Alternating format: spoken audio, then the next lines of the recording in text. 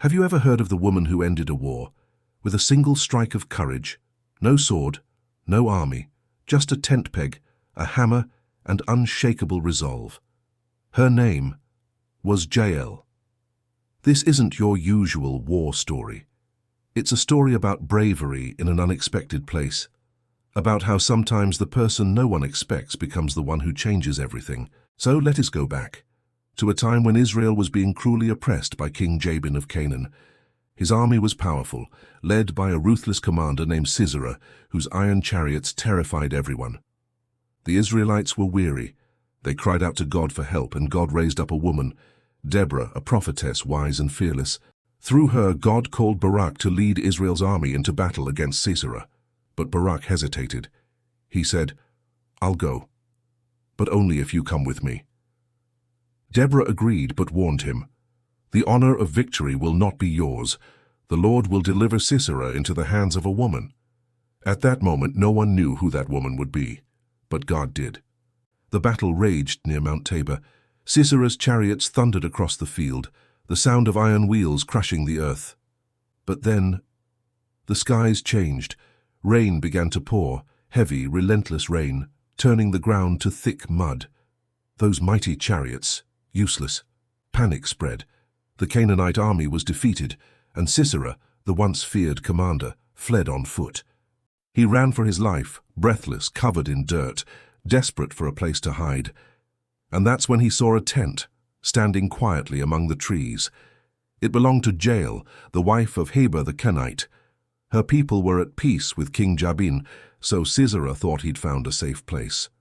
JAEL stepped out of her tent.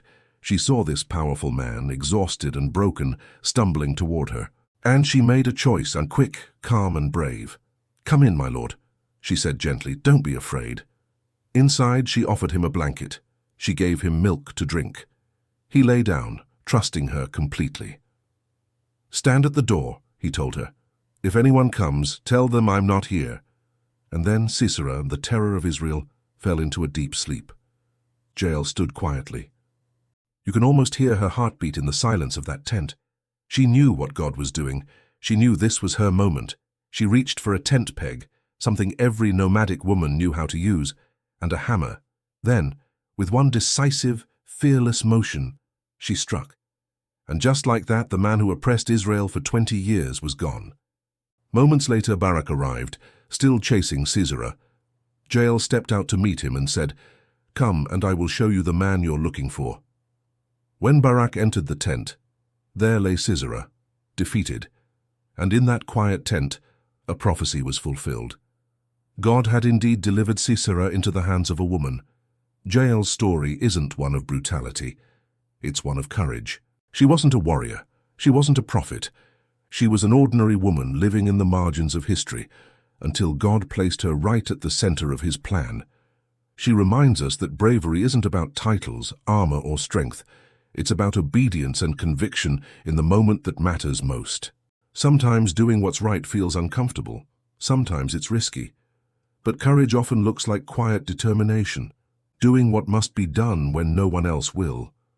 JAEL's act brought peace to Israel for 40 years, and her story stands as a timeless reminder that God can use anyone, man or woman, powerful or unseen, to bring victory and justice in his time. So next time you feel small or overlooked, remember JAEL. Remember the woman who didn't wait for a sword or a title. She just listened, acted, and became part of God's greater story. Because sometimes the bravest hearts are found in the quietest tents.